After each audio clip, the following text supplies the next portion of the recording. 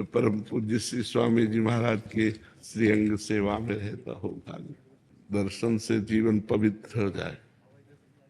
सबसे सेवक धर्म कठोरा, सबसे कठोर धर्म है सेवा। सेवा में सुख का त्याग करके तत्सुख की भावना, यही हमारे सहचरी भाव है।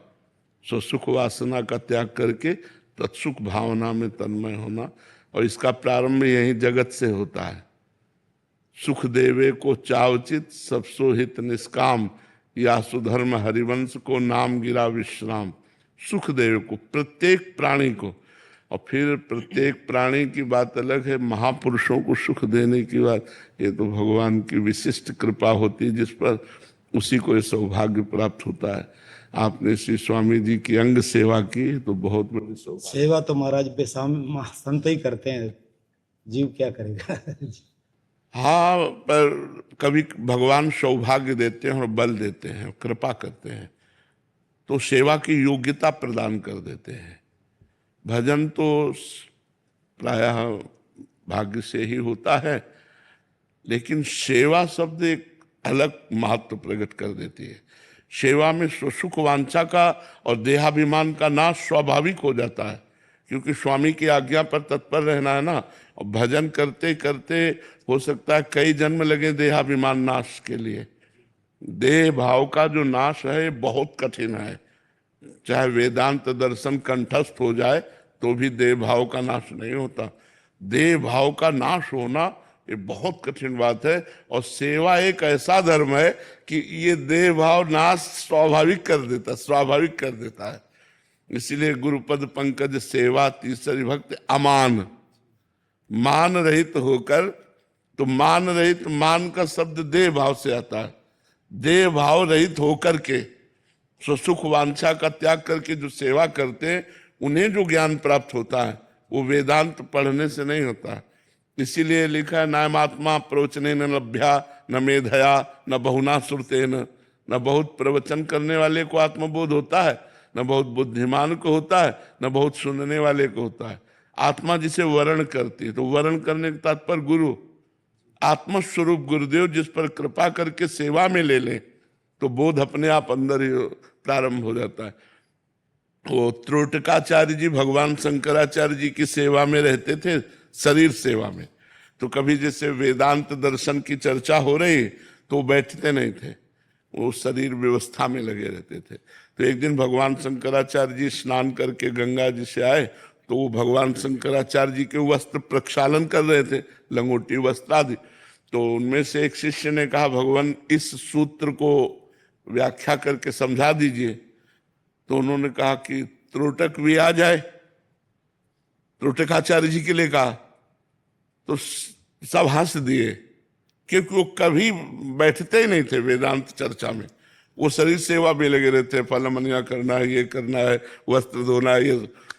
तो भगवान शंकराचार्य जी ने कहा, आप लोग समझते होंगे कि वो इस शरीर सेवा में है, तो उनको ब्रह्म ज्ञान या वेदांत दर्शन, पहले को आगे कपड़ा। बोले बेटा इस सूत्र की व्याख्या कर दो। गुरु कृपा सूत्र की जो व्याख्या, सब आश्चर्यचकित।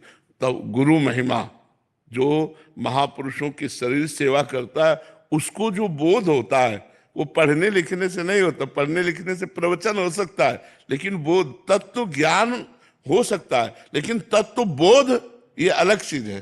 तत्व ज्ञान की चर्चा आप कर सकते हो, लेकिन तत्व बोध हो जाना, वो बोध हो जाना, जैसे अपने श्री स्वामी जी महाराज थे, ये बोध संपन्न महापुरुष थे, बोध को प्राप्त। तो ऐसी गीता की चर्चा या तत्व ज्ञान की चर्चा तो बाहुल्यता है, लेकिन बोध प्राप्त महापुरुष की बाहुल्यता नहीं होती।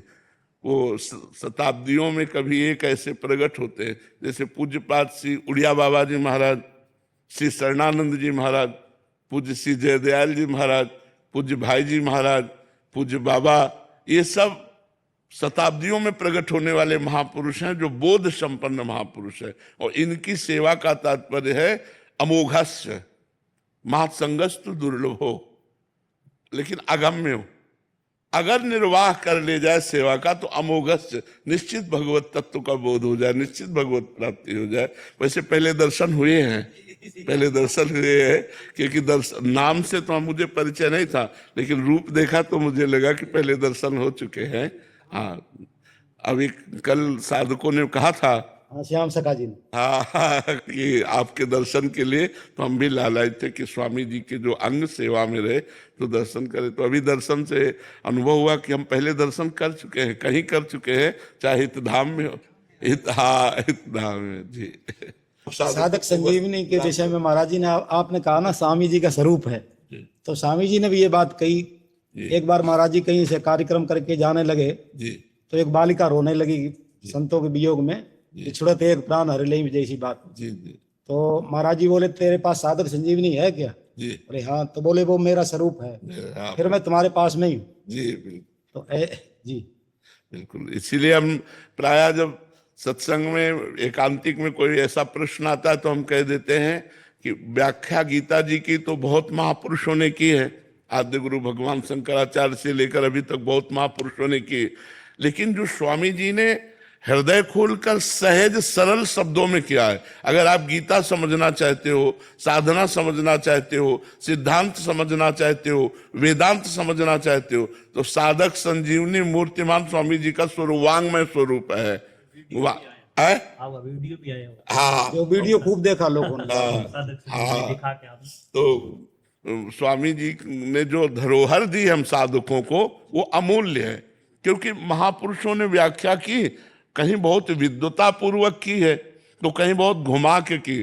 स्वामी जी ने एक एक चीज एकदम स्पष्ट कर दिया है, साधक को कहीं भटकने की जरूरत नहीं। सब सरल भाषा में भगवान जो बोल रहे उसको कई कई प्रकार से वर्णन किया है, कई प्रकार से वर्णन किया है, अर्थ वर्णन किया, फिर परिशिष्ट, ऐसे अलग अलग करके जो वर्णन किया ना, तो पूरा उस समझ में आने के लिए इसलिए हर साधक को चाहिए कि अपने जीवन को भागवतिक बनाने के लिए साधक संजीवनी जरूर पास होनी चाहिए।